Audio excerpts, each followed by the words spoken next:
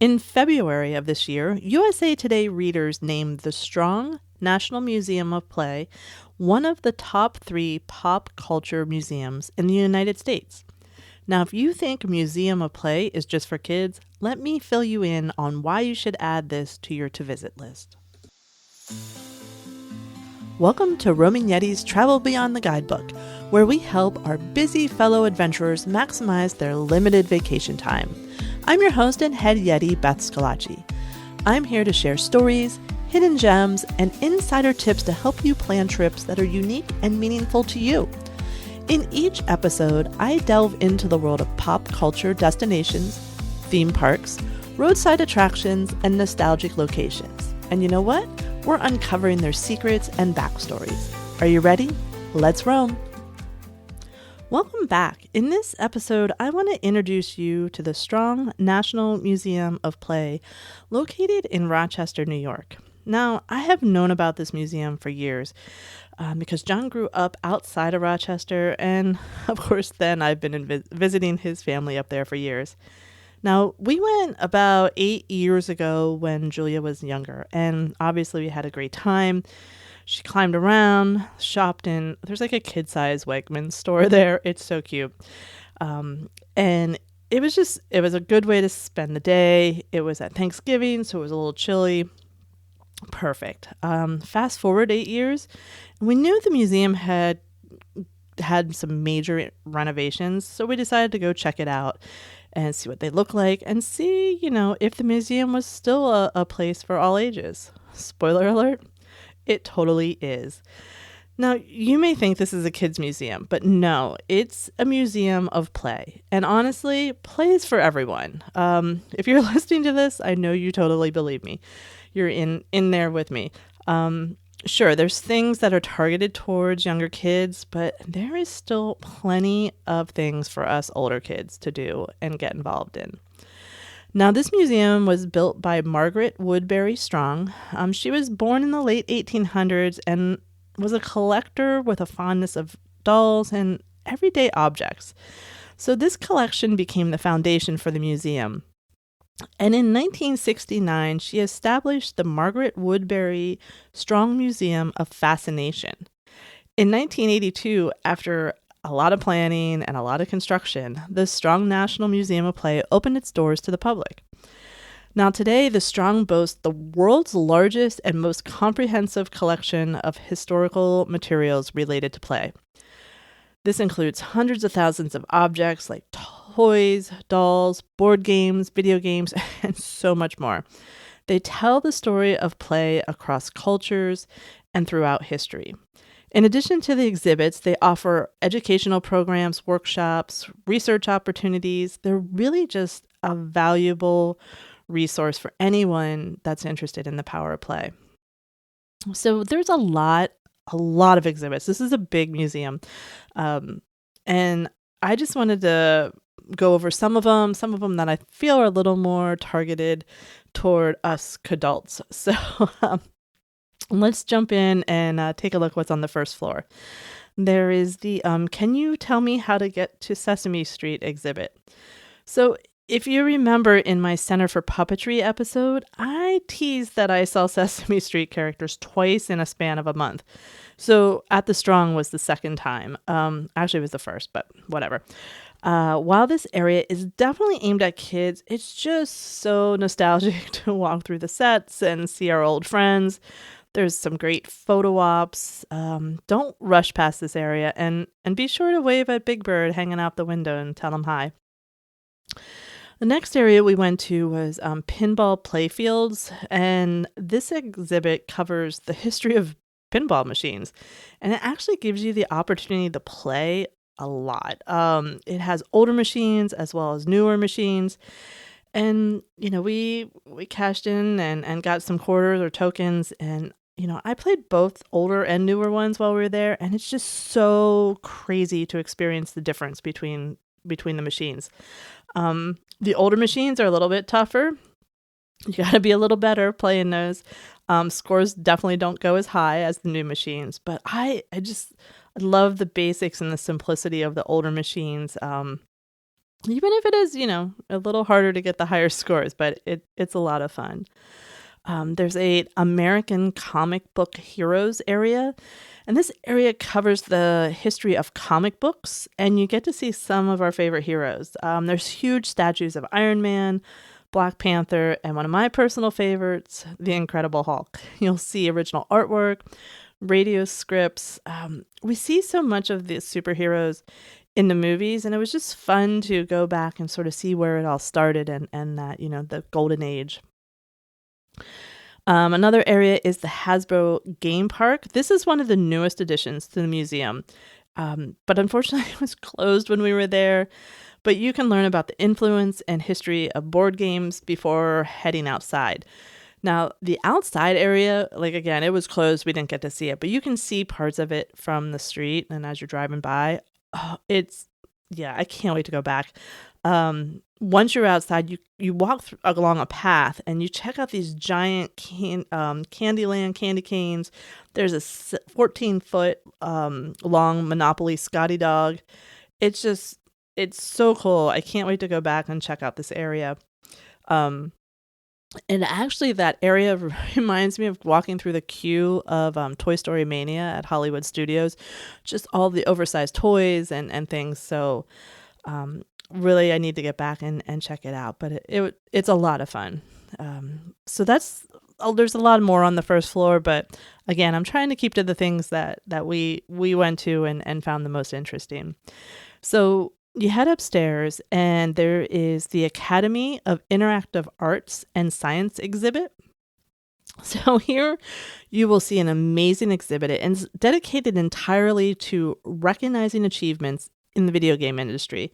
So you'll see a timeline of past winners and learn more about the games and the people that created them.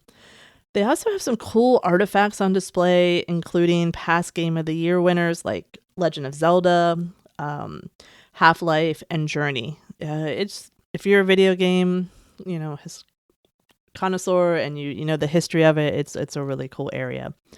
There's also this area you walk through called Pixel Landing. It has statue and artist renderings for some of our favorite gaming characters, including Sonic the Hedgehog and Lara Croft. Another great place for photo ops and just to see sort of these larger than life characters. And then this place, the ESL Digital World's High Score exhibit, we spent a lot of time in here. This place was so cool. This exhibit delves into the history and cultural significance of electronic games. It also acts as the World Video Game Hall of Fame. And this exhibit it's gorgeous. And like most of the museum, it's highly interactive. It has a lot of video games to play, but not in the way you would think you would play them. It's not just like an arcade game. Some have these massive overhead screens showing the gameplay of whoever was playing them, so you could watch other people play. It was like it looked like art. It was just gorgeous. They also had a supersized Coleco football game, and there was a huge Pong game to play, which was so much fun. And it's fun to introduce, the kids, watching the kids playing it, going, well, this is so simple, but it was like when we grew up and we had that, it was so new and so like mind blowing. So it's fun to watch the difference and how people interacted.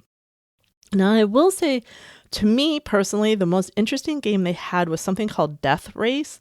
I wasn't familiar with this game, and I obviously then wasn't familiar with the controversy.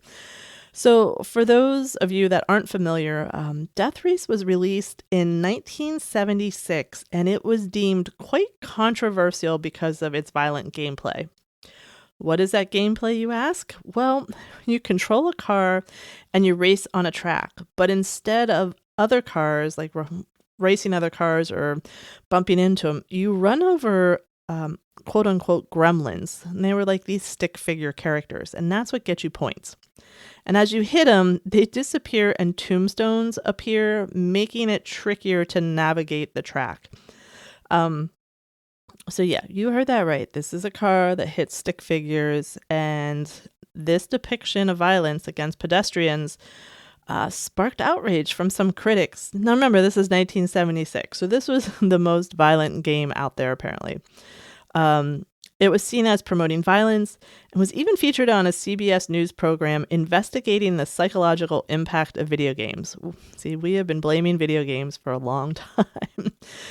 Now, if you go and you see this game, or you have seen it, it's just not as violent compared to what our current standards are. So, it was just fascinating to see. And, despite the controversy, Death Race became a commercially successful game and is considered an early example of vehicular combat video games. Imagine explaining 1976 people what some of our video games look like today. It'd be crazy. But in addition to the history, this exhibit goes even deeper into the art, business, and the social impact of video games. It really was a fascinating area to look at and learn more. Then we headed to the e-game revolution area, and this is another great interactive exhibit, and it allows you to play video games from throughout video game history. So these are more of your arcade setup games. They had historic games like Pole Position and Root Beer Tapper. They even had a Fix-It Felix from the Wreck-It Ralph movie. Very cute. There's nearly 50 games for you to choose from, so bring your quarters or your credit cards. You can get tokens. But there's even like classic console games that you can give a try. So in that section alone, you could spend a good part of your day for sure. Sort of leaving the video game areas, there's America at Play, and this exhibit walks you through more than 300 years of play and pastimes. You can see rare board games and dolls, including a Charlie Chaplin doll. You can also see the first handmade version of the game that has been tearing families apart for years. Yes, Monopoly.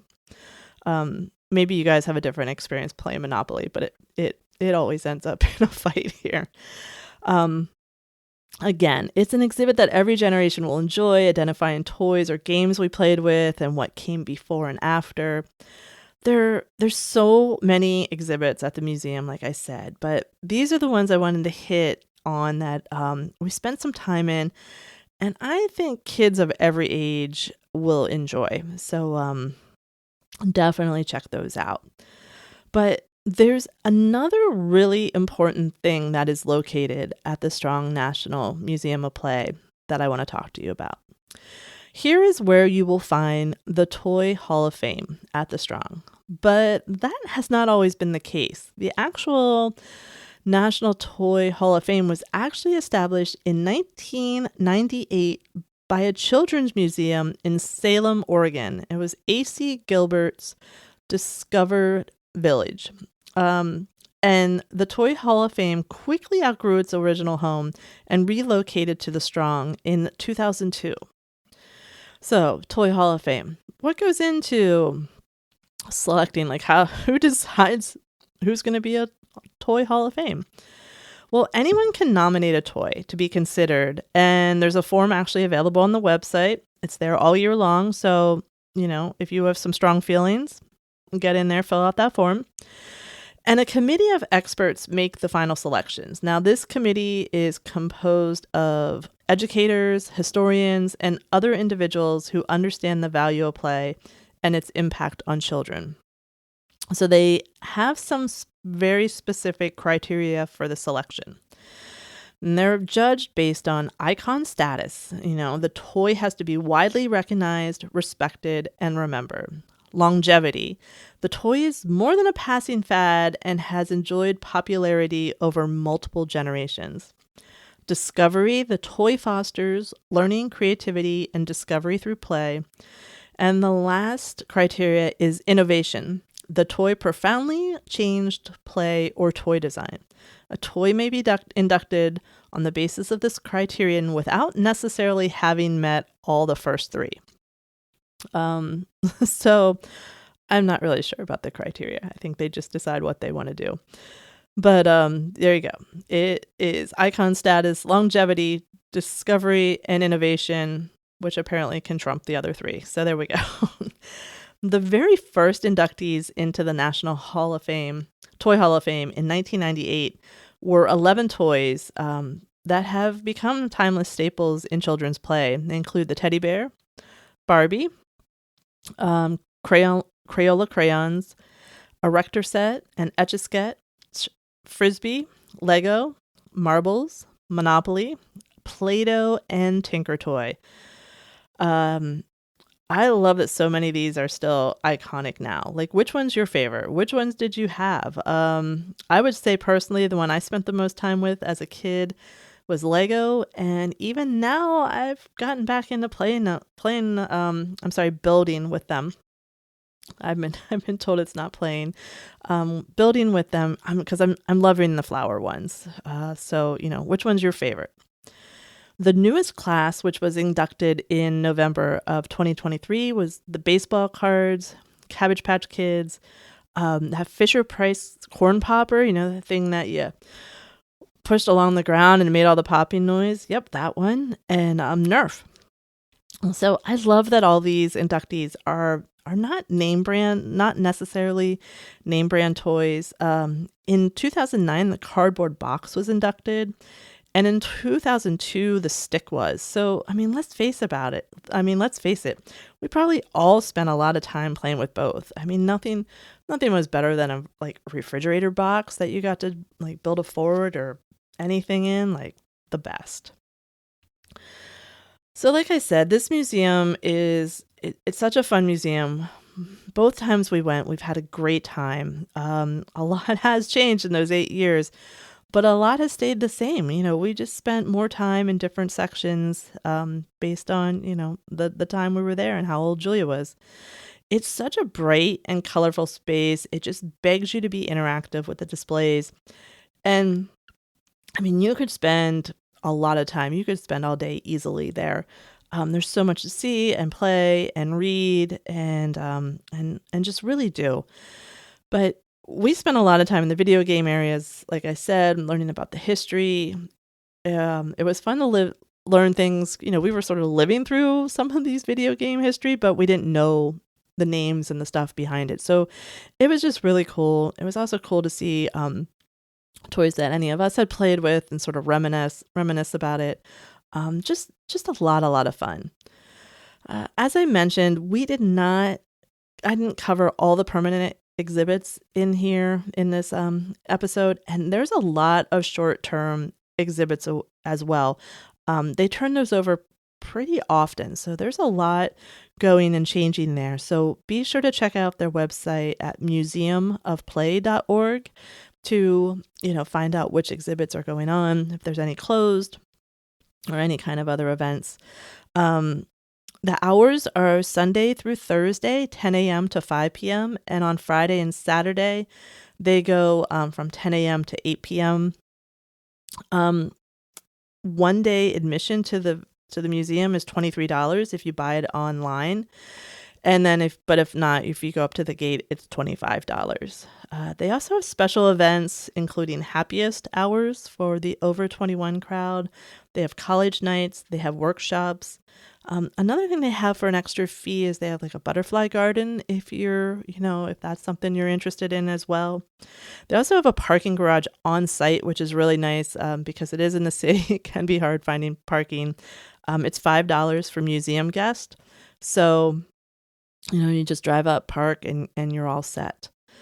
But I have to say, if you're visiting the Rochester area or even in the Finger Lakes, the people come up to the lakes in the summer, take a day and go to the museum. I just think it's such a great museum. It's every generation is going to enjoy it. Unless you really if you don't like toys, you don't like play, you don't like fun, then I get it. You can skip it. And while you're there, there's some great breweries in the area. Genesee Brewing's up there, and it's pretty near the museum. And it has a restaurant that's good. And I know some people are probably like, Genesee, Jenny Light? No, they're brews that they only brew on premise for tastings or for the restaurant is really good. They have an amazing stout. So if you're looking to grab a bite to eat, definitely go check that out. So, is this a new museum? Have you heard about this museum? Are you adding the Strong Museum of Play to your list? Let me know. I'm really interested. But I hope these episodes inspire you to get out and roam and use those vacation days to your fullest. Please follow us or subscribe so you don't miss future episodes. And if you like what we're doing here, please tell a friend and please leave a review and rating. You can also follow me on Instagram or Facebook. Just search for The Roaming Yeti, and I'll talk to you soon. Keep roaming.